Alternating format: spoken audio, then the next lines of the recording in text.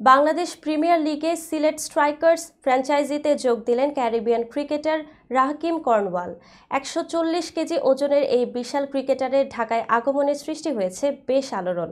রোববার সকাল 8:30টায় hotel ওয়েস্টিনে check in করতে এসে তিনি হাতে নিয়েছিলেন মুগুর সদৃশ একটি ব্যাট, যা চ্যাম্পিয়ন লেখা সাদা পোশাক পরিহিত কর্নওয়ালকে আরও ভীতিপূর্ণ করে তোলে।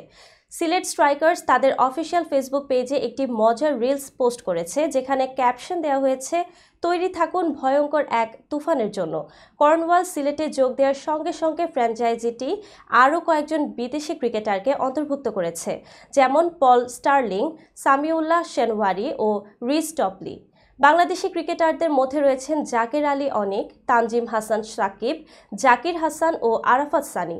এর আগেও সিলেট স্ট্রাইকার্স কর্নওয়ালকে নিয়ে একটি পোস্ট করেছে, যেখানে লেখা ছিল, আগুনের স্ফুলিঙ্গ থেকে শুরু হবে ঝড়। আর অপেক্ষা নয়, রাকিম কর্নওয়াল আসছেন প্রথমবারের মতো স্ট্রাইকার্সের হয়ে সব উড়িয়ে দিতে।